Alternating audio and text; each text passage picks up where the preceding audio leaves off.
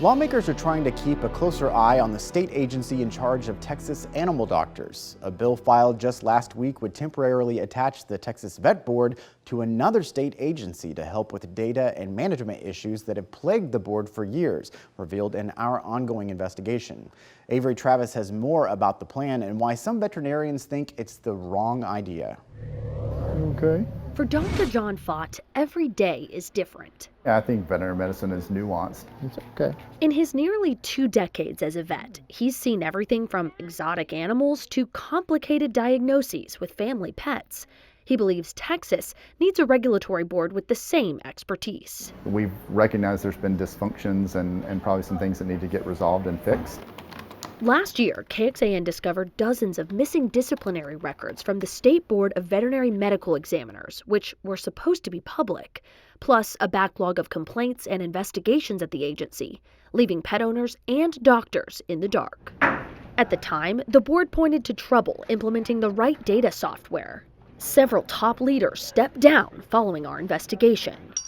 But all this came on the heels of at least 3 legislative reviews which had already diagnosed similar problems. The vet board in its current state wasn't demonstrating to Sunset or the legislature that they could handle those things. Representative Justin Holland serves as vice chair of the Sunset Advisory Commission, reviewing performance of state agencies. Earlier this year, it voted to attach the vet board to the Texas Department of Licensing and Regulation for the next 4 years to get it back on track. They know how to take on licensees and different agencies and help them with their systems, their programs, their software. These are all things that are needed. I think there are a lot of agencies that have knowledge base on how to handle complaint resolution and stuff like that the state board could learn from and work with, but I don't know that they need to be put underneath them as a whole.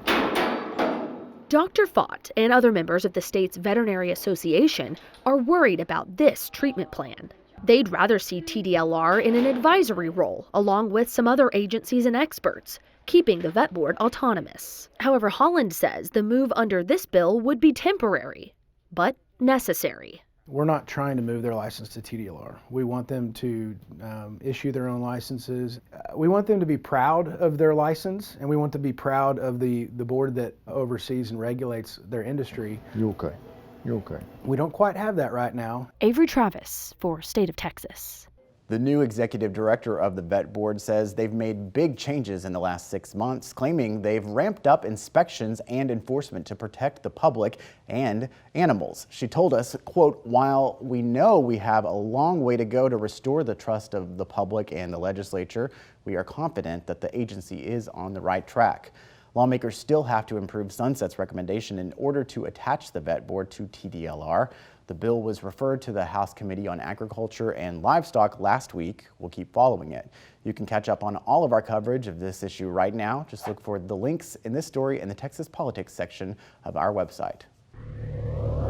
A new package of legislation aims to improve power grid reliability. It has bipartisan support and a big potential problem: that's really going to increase the price of electricity in Texas. The cost concerns and the key need critics say is missing from the plan.